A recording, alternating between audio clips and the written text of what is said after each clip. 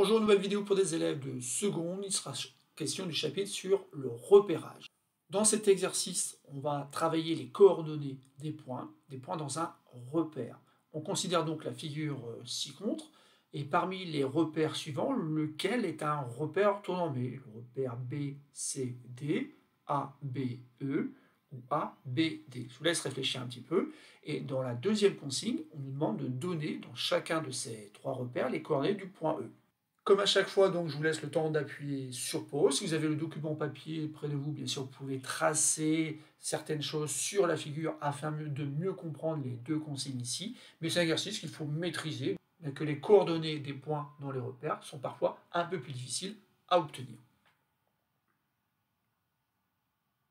Alors passons à la correction de cet exercice et on nous demande donc de déterminer lequel de ces repères est orthonormé. Alors ortho, ça veut dire droit. Autrement dit, il faut que les axes soient perpendiculaires, et normé, ça veut dire que l'unité sur chacun de ces deux axes doit être la même. Donc on va regarder ce que ça donne pour le repère BCD. Alors B, c'est ce qu'on appelle l'origine du repère, c'est-à-dire qu'en fait ici on a un premier axe qui passe par le point B et par le point C. En fait, ce premier axe, il est ici. C'est l'axe des abscisses. Et le deuxième axe, donc c'est la droite BD. Donc ici, on a un deuxième axe qui est celui-là. Je rajoute une petite flèche ici. Et maintenant, je regarde si dans ce repère que j'ai fait en vert, en fait, j'ai bien un angle droit. Oui, les axes sont perpendiculaires. Donc, ce repère est un repère qu'on peut qualifier d'orthogonal. Mais est-ce qu'il est orthonormé? Est-ce que la longueur BC, c'est la même que la longueur BD? Maintenant, la longueur BC, c'est 1 carreau, la longueur BD, c'est 3 carreaux. Donc, le repère BCD est orthogonal. J'ai presque envie de dire n'est que orthogonal, dans le sens où, justement, il n'est pas orthonormé. Encore une fois, la longueur BC n'est pas égale à la longueur BD. Ensuite, changer de couleur, je vais prendre par exemple le rouge. J'ai le repère ABE. Donc, A, il est là, B, il est là, et donc ici, l'axe des abscisses, c'est le même axe que tout à l'heure. Et l'axe des ordonnées, c'est l'axe qui passe donc par le point A et le point E. Donc c'est cet axe-là qui est comme ceci. Et là, encore une fois, on a un angle droit. On a un angle droit, mais on a plus que ça, puisque la longueur AB est égale à la longueur AE. On va pouvoir qualifier ce repère de repère orthonormé. Et d'ailleurs, puisque la consigne sous-entend qu'il n'y a qu'un seul repère orthonormé, je pense qu'on l'a déjà trouvé. Néanmoins, je vais quand même regarder de quoi il s'agit lorsqu'on parle du repère ABD. Donc là, on a encore un axe qui est ici, l'axe AB, la droite AB. Bon, finalement, je vais devoir encore refaire cet axe-là, qui est, on va qualifier cet axe d'axe horizontal. Et après, j'ai un axe qui passe par le point A et le point D. Et là, c'est un peu différent, puisque en fait, ici, donc j'ai un axe qui a cette allure-là. Et ici, je vois très bien donc que je n'ai plus d'angle droit. Là, j'ai vraiment un repère qu'on va qualifier de repère quelconque. On a donc répondu à la première consigne, on a trouvé le seul repère qu'on peut qualifier de repère orthonormé. C'est encore une fois le repère ABE que j'ai représenté en rouge ici. Mais dans la deuxième consigne, on va néanmoins conserver ces trois repères, et dans chacun de ces trois repères, on va essayer de repérer justement le point E. On va essayer d'attribuer des noms pour repérer ce point dans le plan.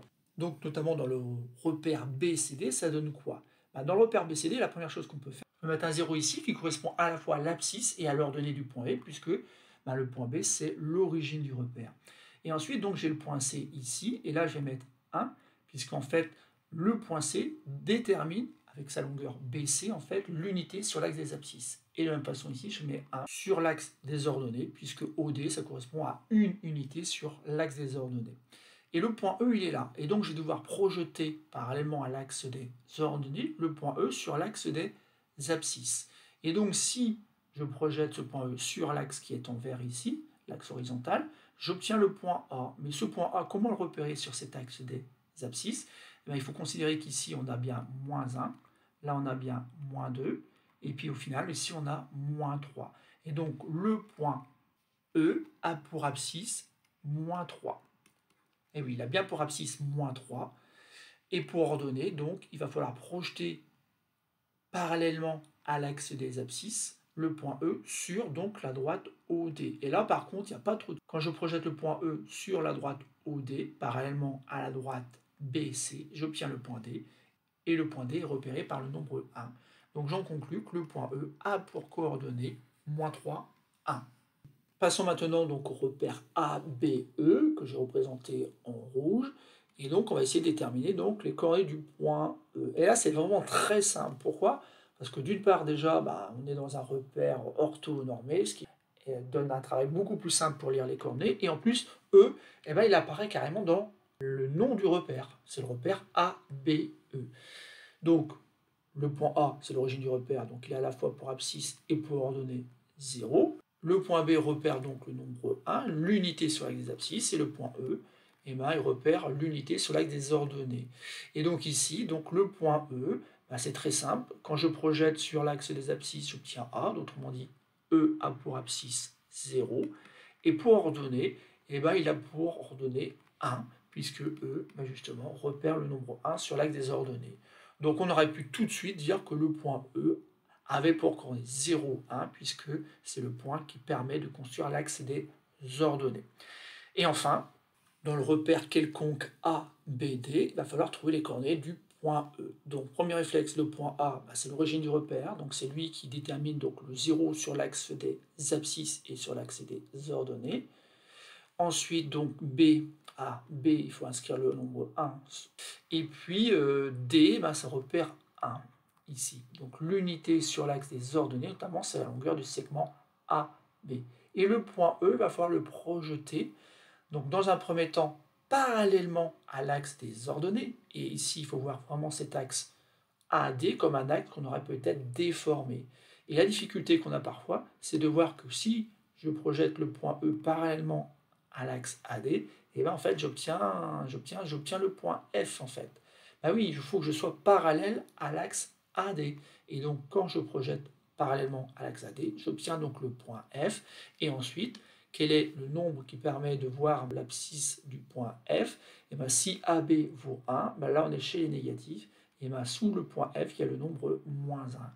L'abscisse du point E, c'est -1. Maintenant qu'on a trouvé l'abscisse, il faut trouver l'ordonnée. Et là, il faut projeter le point E parallèlement donc à l'axe AB. Et donc ici, c'est beaucoup plus simple, puisqu'on va pouvoir suivre les lignes du quadrillage. Et donc, on va trouver qu'en projetant parallèlement à l'axe des abscisses, le point E sur l'axe AD, on obtient donc le point D. Et le point D, justement, il repère le nombre 1. Conclusion, l'ordonnée du point E, c'est 1. Alors ici, c'est un peu plus difficile. Bien sûr, on est dans un repère quelconque, c'est moins naturel.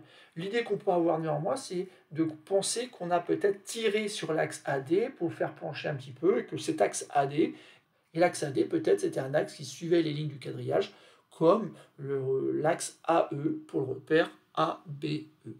Voilà, c'est tout pour cette petite vidéo.